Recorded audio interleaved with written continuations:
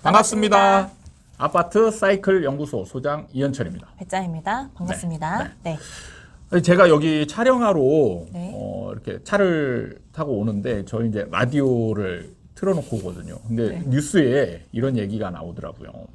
2021년에 생각보다 그 보증사고, 네. 그러니까 임대인이 세입자한테 전세금을 돌려주지 못하는 네. 이 사고가 사상 최대로 많이 났다는 거예요. 네. 가지고 금액적으로 보면 5,700억 정도, 그리고 건수로는 약 2,300건. 정말 많네요. 네. 근데 작년 한 해면 정말 최고치를 찍었던 한 해가 아닌가요? 부동산이? 근데 임대인이 그러니까 저도 약간은 이해가 안 되는 측면이 네. 있는데, 사실은 냉정하게 보면 이 수치만 갖고 분석을 해보면, 자, 2,300건인데 5,700억이에요. 그러면 이걸 이 건수로 나눠보면 한 건당 평균 금액이 2억 언저리란 말이죠. 네. 그러면 이제 2억 언저리에서 사고들이 많이 났다, 이런 얘기죠. 그러면 이제 이런 물건에 대한 갭 투자가 이제 사실은 거의 무차별적으로 갭 투자가 됐잖아요. 네. 이런 상황에서 이제 안 올라간, 그러니까 전국적으로 많이 올라갔는데, 사실은 어떻게 보면 이제 약간 꼭대기에서 갭 투자를 진행한 사람들도 꽤 많다. 네. 매매가는 어느 정도 올라갔을지 모르지만 이제 전세가는 좀 어떻게 보면 하락 안정적인 이런 상황에 처한 집들이 꽤 많지 않았나, 이런 이제 생각들이 드는 거죠. 그 임대차 3법 처음 시작했을 때 전세가가 확 올랐었잖아요. 네네. 그때 갭 투자가 다시 막 성행한데 이런 뉴스 기사를 봤던 게 기억이 나거든요. 그렇죠. 네. 근데 그 후에 다시 지금 좀 하락하는 추세잖아요. 그렇죠. 그래서 그러니까 그런가요? 임대차 3법 적용되면서 이제 부작용에 의해서 전세가가 이제 급등하고, 그 이후로 네. 어느 정도 그 임대차 3법이 자리 잡아가면서 네. 이제 그 전세가가 좀 오히려 갭 투자자들이 많이 몰린 지역 위주로 이제 전세가가 좀 하락하는 지역들이 있었을 거란 말이죠. 그리고 특히 이제 이런 것들이 사고가 많이 나는 데가 대부분이 사실은 이제 빌라나 다가구 이런 쪽이 이제 사실은 많은 거죠. 좀 더 이제 구체적인 데이터가 나와봐야 알겠지만, 네. 지금 이제 평상시에 나왔던 보증사고의 현장들을 보면 대부분 이제 빌라들이 많았던 거죠. 제가 볼 때는 가장 보증사고가 클 확률이 높은 데들이 저는 빌라라고 보거든요. 저도 얼마 전에 지인, 네. 한 명의 신혼부부가 네. 새로 지은 네. 빌라에 전세 들어갔다가 네. 보증사고 당했다고. 그러니까 그게 네. 지금 제가 전에도 신축 빌라의 문제점에 대해서 이제 얘기를 했었는데, 가격이 올라갈 때 가장 많이 들어오는 게 신축 빌라거든요. 그 신축 빌라는 사실 짓기가 굉장히 수월해요. 뭐 그냥 일반 짓더라고요. 널려 있는데 네. 이런데 그냥 빌라 하나 부지 사가지고 그냥 쭉 올려버리면 되니까 이렇게 이제 현장들이 많이 생기거든요. 사실 신축 빌라는 잘 안 팔려요. 잘 안 팔립니다. 공급도 많고 그렇게 되니까 잘 안 팔리니까 편법적인 분양을 만드는 거죠. 그 중에 대표적인 사례가 세입자를 높은 전세가에 맞춰놓고 투자자는 거의 돈을 들이지 않고 사는 이런 상황을 만드는 거죠. 근데 이게 가능하냐? 그러니까 가능하게 만드는 거죠. 그러니까 일종의 속이는 거죠. 사람들을, 특히 임차인을 속이는 행위. 이게 집 구하는 게 절실한, 그러니까 돈이 없는 세입자를 이용해가지고 이제 지원을 좀 해주는 거죠. 그러니까 예를 들면 주변 전세가가 2억 정도인데 신축 빌라를 지었어요. 그러면은 전세가를 한 2억 5천 정도에 맞추는 거죠. 그러면 누가 들어와? 안 들어오죠. 그럼 어떤 식으로 하냐? 세입자는 2억 정도만 내는 거예요. 그리고 5천의 갭이 있잖아요. 5천을 대출을 받게 해줘요.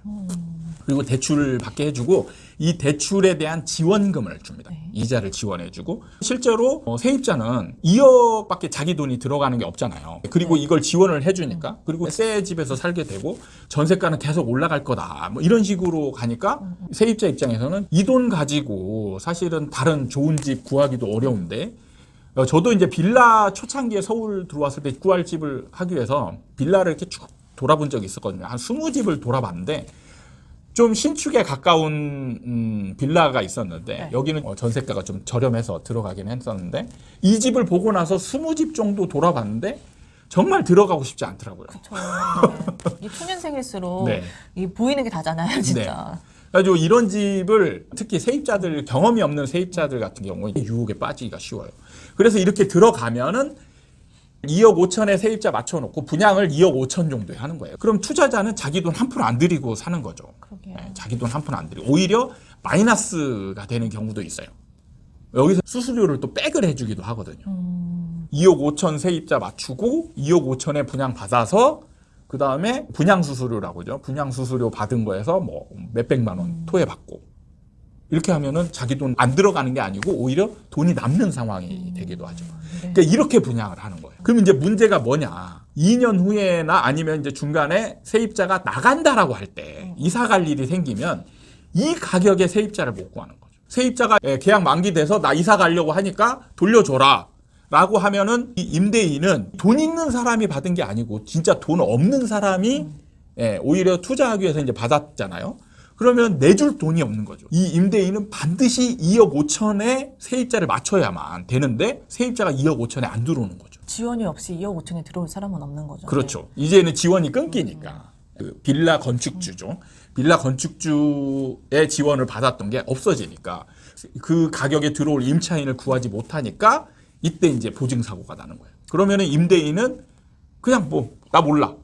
네가 그냥 가져가든지 경매를 붙이든지 알아서 해라. 임대인은 손해보는 게 없거든요. 그러니까요. 저번에도 저희가 찍었듯이 이런 보증사고에서는 이게 임대인이 못 준다, 돈이 없어서 못 준다 그러면 이렇게 구제할 방법이 없더라고요. 그렇죠. 임차인은. 네. 그러니까 임차인은 이때 이제 뭐 정말 이사 가야 되는 사람 입장에서는 여러 가지 조치를 해놓고 가지만 결국에는 이 돈 돌려받기가 어렵게 되는. 네네. 그리고 이런 데들은 이제 보증보험도 잘 들어가기 어려운 그런 상황이 되니까. 아마도 이런 사고들이 거의 주를 이룰 것 같다. 이런 생각이 좀 드는 거죠. 처음에 들었을 때는 진짜 임대인, 아니 진짜 부동산 하나만 가지고 있어도 몇 억을 벌었을 텐데 네. 이게 임대인의 보증사고가 많다는 게 솔직히 좀 의아했거든요. 네. 근데 이게 실제로 들여다보니까 이런 약간 사기와 비슷한 그쵸, 이런 예, 일들로 인해서 약간 사고가 많았던 것 같아요. 사실 사회 경험이 없는 신혼부부나 집을 처음 막 이제 독립해서 나와가지고 이제 독자적인 생활을 할 때 나타나는 이제 이런 사람들이 주 대상인 경우들이 많은 거죠. 맞아요. 네. 이게 정말 액수가 적으면 솔직히 한 번 실수하면 다음에 잘하면 되지 이렇게 넘어갈 수 있는데 네. 부동산은 또 그게 안 되잖아요. 그렇죠. 네. 이게 한번 이제 네. 물리면 사실은 이 집에서 그냥 계속 살기만 하면은 이게 어떻게 보면 사고긴 하지만 뭐 돈을 완전히 다 날라가고 이런 건 아니니까 어차피 거주로 해결이 되고 나중에 이제 집주인이 있으니까 이게 한 10년, 20년 지나고 보면 조금 올라가면 이제 나중에 이제 회수할 수 있는 기회도 되지만 여기서 이제 이사 가지 못하고 굉장히 오랜 기간을 여기에 살아야 되는. 살 수밖에 없는. 네, 살 수밖에 없는. 그게 정말 힘든 네. 거죠. 그리고 반드시 이사를 가야 되는 사람 입장에서는 어떻게 보면 돈을 손해봐야 되는 그런 상황이 벌어질 수도 있다라는 거죠. 내 돈은 남이 지켜주지 않아요. 내가 지켜야 된다는 게 정말 공부를 할 수밖에 없는 것 같아요. 지금 같은 시기에는. 그렇죠. 네. 그래서 사실은 여러분들이 부동산을 바라볼 때 뭔가 지원해 주는 거 있잖아요. 지원. 이 지원을 좋아하면 안 돼요. 지원을 해준다는 거는 정말 상황이 어렵다라는 걸 얘기하거든요. 저도 작은 대행사에서 직원으로 일할 때 사실은 상가나 오피스텔 팔 때 안 팔리는 상황이 있어요. 그러면은 잘 팔릴 때는 절대 지원이라는 게 없습니다. 막 분양가 올려도 잘 팔리거든요. 근데 어느 순간에 딱 안 팔리는 시점이 오잖아요. 그러면은 이때 팔 수 있는 가장 좋은 방법이 뭐냐면 지원이에요. 지원. 이자 지원, 뭐 세금 지원, 뭐 수수료를 백을 해준다, 뭐 이런 거 있잖아요. 네, 이런 상황이 오면 정말 주의 깊게 봐서 이 지원이 정말 나한테 혜택이 오는 지원인지 아니면 조삼모사식의 눈 가리고 아웅식의 지원인지 이런 것들을 좀 냉철하게 파악할 수 있는 지식을 갖춘 다음에 그리고 공부가 진짜 필요한 거예요. 일단 경계를 해야 돼요, 진짜. 언제 봤다고 저한테 뭐 이런 거 해주겠어요, 진짜. 아, 근데 이게 참 안타까운 게, 예를 들면 전세난이 벌어지잖아요. 그러면은 이거를 주의를 한다라고 되는 게 아니거든. 왜냐면 옛날에 그 박근혜 정부 시절에 전세난이 있었잖아요. 네. 전세난이 있다라는 건 뭐냐면 구할 집 자체가 없는 거예요. 내가 들어갈 집 자체가 별로 없어요. 그런 상황에서 이런 지원을 해주는 집들이 생기잖아요. 그럼 선택의 여지가 없어요. 어쩔 때는. 그렇죠. 네. 어쨌든 거주를 해야 되니까. 네. 네, 진짜. 그러니까 뭐 많은 전문가들이 이런 거를 잘 따져서 이런 거는 선택하면 안 됩니다라고 정말 쉽게 얘기하지만 상황은 다른 거예요.